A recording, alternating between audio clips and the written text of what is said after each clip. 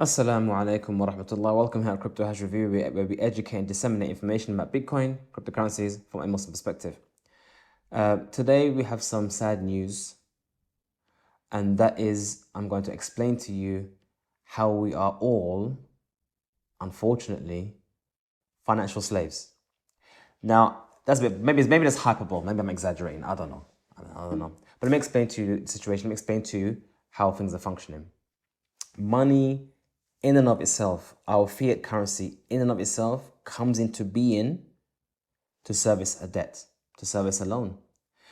Now, what I mean by that is, let's just say, for example, everyone on planet Earth decides to try and pay back their debts, their mortgages, their loans, whatever the case may be. The actual money in circulation would run out before the debt is paid. And that's because all money comes into existence via a debt. Not just a debt like a favor, but an interest-bearing loan. So let's start from the very beginning. Step one, there's no money in circulation. We have no money. Let's just try and explain. There's no money in circulation. We have zero money. And then the government says we need to have some money to spend and do what we need to do. Let's issue a bond. Let's issue a note that says I'm going to pay you back $100 with 1% interest. Yeah?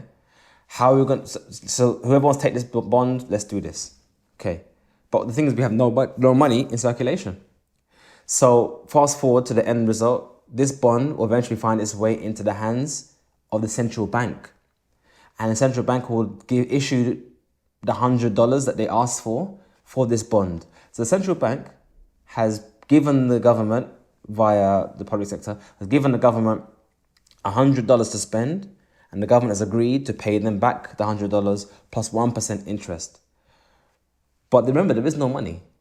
So they're going to pay them back. They've taken $100 and they're going to give them back $100 plus interest. Okay, so where did the $100 come from?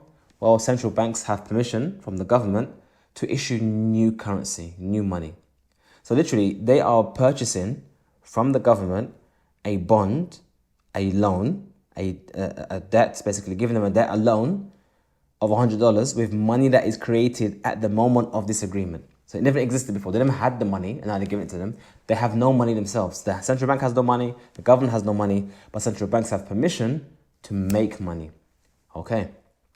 So now the government has taken this £100 and they spend it doing X, Y, X, Y, Z. And then after that, they tax you to service that debt. So your taxes go to pay off this debt. But obviously, if we make more money than the interest on that loan, then we can pay off the debt and the debt is over and finished. But that's not how it works out. Next year or next month or next quarter, whatever it is, they ask for more money. You issuing more bonds, and then again, central banks and other people would give them the money and get 1% interest. So now new money will be created from central banks out of thin air, and they'll give to the government, and the government will give them these bonds, and so on and so forth. And this cycle continues. It's been going on since 1971 and so on and so forth. Okay. So how are we debt slaves? Well, like I just described to you, this massive debt which the government is building up is on your behalf. And it's upon you to pay back this debt. How do I pay back this debt? Through taxation. So you need to go out there and work, and we're going to take from your wages a portion of your income, and that portion of your income is going to go to pay for this debt that we've made up, or that we've made out of thin air. So therefore, the central banks and other banks, I guess, who issue also high street loans, mortgages out, they are actually making money out of thin air and getting interest on that money. So effectively, all the work we are doing day in and day out is actually to service the central banks. All income, all funds, all wealth actually channels up the pyramid to the central bank. Am I describing a pyramid scheme here? Yes, I am. I'm describing a pyramid scheme. And it's not surprising how this has affected society. Let's wind our clocks back to the 50s, to the 40s, to the 30s, to the 20s, and even before that. Essentially, we had the family structure, we had the home. The man would be going out to work, and the kids may go out to work as well. The mum may also work in the field and whatnot. So people work, and they work together as a family, and, people save up and they buy things and whatnot. But then at some point in history, governments, society started to push and encourage the woman who used to be at home looking after the kids, raising the family, building the next generation, to also go out and work. Why did they want her to go out and work again? Oh, we want her to be free and have the same opportunities and whatnot. Okay, put aside the slogans. What's the real reason why you want her to go out and work? Because if she's happy to stay at home, let her stay at home. Well, if she goes out and she works and she earns more income, then we can tax her as well.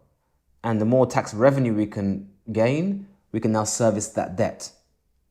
So you can see here that some of them, if you actually look at the same psychology, how does the economy actually work from the grassroots, you'll actually start noticing that a lot of the things that governments push and say and do, fundamentally, maybe it's conspiratorial thinking, I don't know, but at some point it seems to be servicing this debt. We all seem to be motivated at some level, either consciously or unconsciously, to service and work for this debt.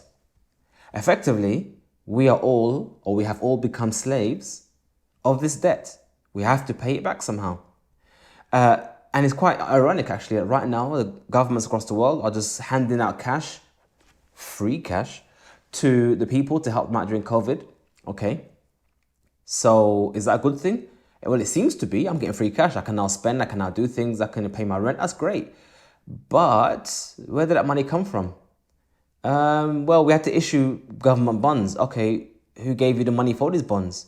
The central bank had to do so. Well, ironically, last year, England did something unusual. They've never done it before. They bypassed basically the way the central banks work. When governments issue bonds, it normally goes through someone else, then goes to the central bank. They don't deal directly with the central bank, or the Bank of England, I should say. But this time they did, due to the emergency COVID. So effectively now, all these grants that we're getting, it's great that we're getting it, I guess. But where did it come from? It came from the central banks. And at some point, that debt has to be paid. And this is effectively why Islam Islam discourages being in debt, gaining a debt, and forbids riba. Because riba, or interest, is the monetization of a debt. You've now made a debt which is supposed to help someone out, an industry, an economy. You actually make money in a business from this. And this is effectively what we have now. We have a intricate and detailed, sophisticated business of issuing money as a debt and making money off this debt. But not only that though, because in the past, the Murabi, the one who gave the debt, he gave his own capital and made money on the capital. Now we have a system where they give capital that doesn't even exist, and then they make money from that. I mean, that's ajib to think about. They're actually giving money that doesn't exist, and they're making profit from that money that doesn't exist. And it's going to spiral. And this is why Bitcoin is necessary and important for a Muslim. Because it's your way to escape from this cycle. Because Bitcoin doesn't come into existence because some banker gave you permission and you have to pay him back interest. You have to earn it through hard work, through mining. So you're actually returning back to the old system of where currency was made through hard work, like gold and like silver and other commodities. So it's interesting to think about this. How have we become slaves to the bank? Exactly that. And you find what happens with the government and the central banks has now trickled down to also us.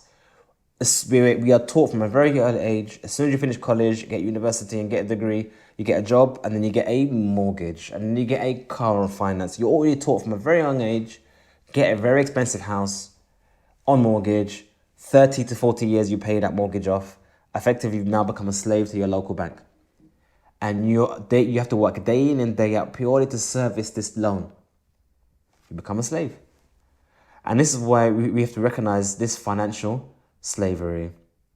We hope you find this video beneficial. Please like this video and subscribe. Check out our website. We have plenty of material on there for you to learn about Bitcoin, about cryptocurrencies, and how it can help you for the future and your present. And may Allah give you plenty of Bitcoin. Assalamu alaikum wa rahmatullah.